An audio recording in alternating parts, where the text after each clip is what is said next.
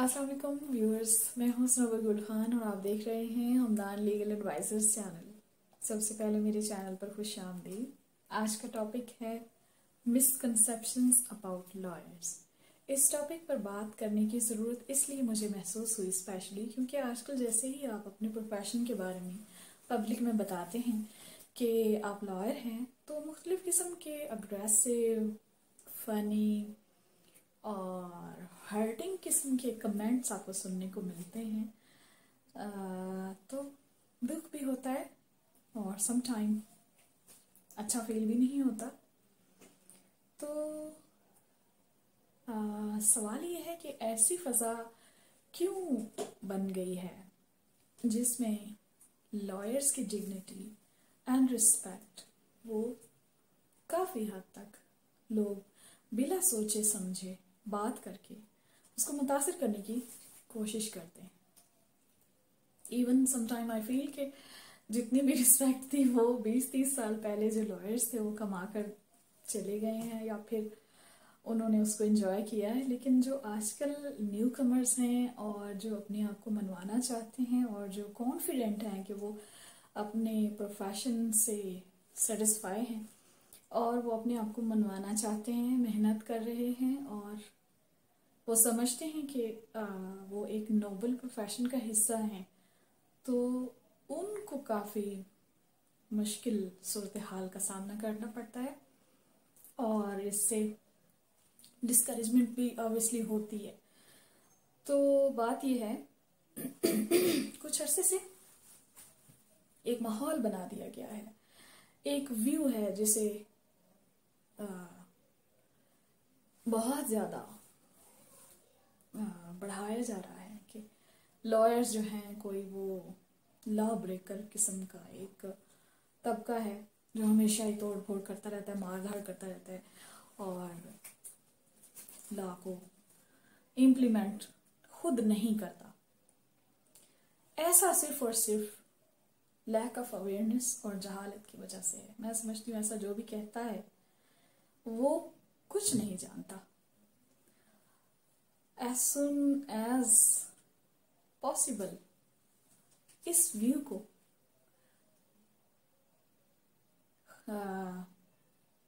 बदलने की ज़रूरत है।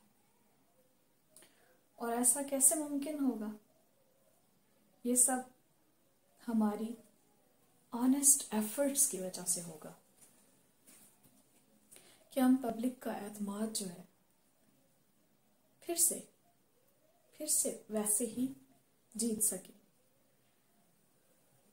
तो उसके लिए हम लोग मेहनत करते हैं और अपने इमेज को बहाल करने और अपनी रिस्पेक्ट को मेंटेन करने के लिए हम ऑब्वियसली कोशिश करते हैं। और इसलिए मैं समझती हूँ कि पब्लिक को थोड़ा सा अपना व्यू बदलना होगा। उनको ये सोचना समझना होगा कि लॉयर्स भी जो हैं वो सोसाइटी का हिस्सा हैं। सम टाइम वो भी अनॉयड होते हैं, सम टाइम उनका भी राइट जो है वो मजरूह होता है, इन्फ्रिंज होता है। Then they come to the protest and then they come to the resistance. वो सम टाइम किसी गवर्नमेंट की पॉलिसी के अगेंस्ट हो सकता है, समटाइम किसी अनएक्सेप्टेबल लॉ की तरमीम की वजह से ऐसा हो सकता है। तो ऐसा नहीं सोचना चाहिए, बिला सोचे समझे ना ही बोल देना चाहिए कि वकला जो हैं वो कानून की पासदारी नहीं करते। ऐसा नहीं है। वकला भी इंसान हैं और वो भी मुआशरे का हिस्सा हैं। कुछ ऐसे वाक़यात हुए हैं जिसमें वकला ने भी प्रोटेस्ट किया है and they went to the extreme. तो ये रिएक्शंस होते हैं। पब्लिक को समझना होगा कि कभी कभी डॉक्टर्स भी बीमार हो जाते हैं, राइट? कभी कभी वकला के भी राइट्स को जब कोई डैमेज करने की कोशिश करता है तो then they come to the resistance. Like other human of the society. तो उसमें इतना एक्सट्रीम व्यू बनाने की, और उसको आजकल जैसे हमारा मीडिया है वो एक टर्म इंट्रोड्यूस करवा चुका है और उसको अक्सर चिल्ला चिल्ला कर बोलता रहता है वुकलागर्दी के नाम से। इट डज नॉट सूट कि आप वुकलागर्दी उसको कहें। ऐसा समटाइम होता है कि वुकला को भी तकलीफ पहुंच सकती है और उसके लिए वो रेजिस्टेंस भी करते हैं। और रेजिस्टेंस जो भी है, देखिए अगर आप इसको पॉजिटिव लें तो जब हमारे मुल्क की जमहूरियत पे हमला होता है, जब जुडिशरी पे हमला हो जाता है, तब आपको वुकलागर्दी बहुत ही अच्छी लगती है और तब आप जो है उनके हक में नारे लगाते हैं। तो ये चेंज होना चाहिए, इस व्यू को चेंज होना चाहिए। ये वुकला ही हैं जिन्होंने जुडिशरी को बहाल करवाया था। एक अरसा जिनके घरों के चूल्हे ठंडे रहे, जिन्होंने इस बात की परवाह नहीं की कि उनको लॉस हो रहा है, और उन्होंने एक लॉन्ग टाइम एफर्ट की, जिसके बाद हमारे मुल्क में जुडिशरी बहाल हुई, जमहूरियत आई। ये एक लंबी बात हो जाएगी। दूसरी वजह ये है पब्लिक की अनोयंस की लॉयर्स से और उनका मिसकंसेप्शन बनने की उजलत। अभी तक हमारे लोगों को इस बात का शऊर नहीं है कि जब वो किसी इशू के साथ कोर्ट कचहरी में आते हैं तो उनको एक प्रोसीजर से गुजर कर ही रिलीफ मिल सकता है, और उनको ये मालूम होना चाहिए कि उनको एक दिन में ही उनके मसले का हल नहीं मिल जाएगा। डेफिनेटली उनको एक प्रोसीजर को फॉलो करना होगा और अपने आप को उस प्रोसीजर में डालना होगा, then they can expect the relief. तो उसमें लोग समझते हैं कि बस समाज आए हैं, हमारे घरों में जो भी मसला है, जो भी इशू है, जो भी उनके साथ जुल्म ज्यादती हुई है, उसके साथ आज इंसाफ होना चाहिए। तो ये सूरत हाल जो है ये पैनिक क्रिएट करती है, माशरे में इंतशार का बायस बनती है। Definitely when someone comes to the court with issue, उसको एक प्रोसीजर से गुजरना पड़ता है। ऑलरेडी कोर्ट में बहुत केसेस लगे होते हैं और वुकला भी बिजी होते हैं, उनको एक ही दिन में किसी भी अपने मसले का हल नहीं मिल सकता। अच्छा, मैंने लोगों को पता नहीं इस बारे में ही क्यों इतना इम्पेशेंट देखा है कि वो बेसब्री का मुजाहरा करते हैं। हालांकि अगर आप इसको प्रैक्टिकली देखें तो मैंने आज तक किसी ऐसे किसान को नहीं देखा जो बीज डालकर फसलों में और एक ही दिन में बैठ जाए और बोले कि मुझे अभी अभी ज़मीन जो है वो अभी अभी फसल उगा कर दे। ऐसा मैंने कभी नहीं देखा, आपने भी नहीं देखा होगा। तो इस चीज़ को समझना चाहिए कि आज बीज डाला है, पानी डालेंगे, उसके बाद एक स्पेसिफिक टाइम है जो पीरियड गुजरेगा, उसके बाद पौधे उगेंगे, फिर फसल होगी और फिर कटाई के बाद देन आपको उससे अर्निंग होगी। तो ये प्रोसीजरल जो टाइम है इसको समझना चाहिए पब्लिक को। और तीसरी जो वजह है पब्लिक की अनोयंस की, पब्लिक समझती है कि ऑलरेडी उनके साथ कोई जुल्म हो गया है, ज्यादती हो गई है, नाइंसाफी हो गई है और उनके साथ कोई इशू हो गया है, तो वो आज कोर्ट कचहरी के लिए आए हैं किसी वकील के पास, तो उनको वकील की फीस बहुत ग्रां गुजरती है। और इस सिलसिले में बहुत सारे हमारे एक्सपीरियंस होते हैं, फनी भी होते हैं समटाइम। मुझे याद है मैंने जब प्रैक्टिस शुरू की थी तो एक खातून, गांव से एक खातून हमारे पास आई, केस था उसकी बेटी के साथ कुछ मिसहैप हो गया था। तो शी सेड कि एक तो मेरी बेटी के साथ जो है वो जुल्म हो गया है, नाइंसाफी हो गई है, ज्यादती हो गई है, और उसके बाद जो है ना वकील की फीस भी हम दें।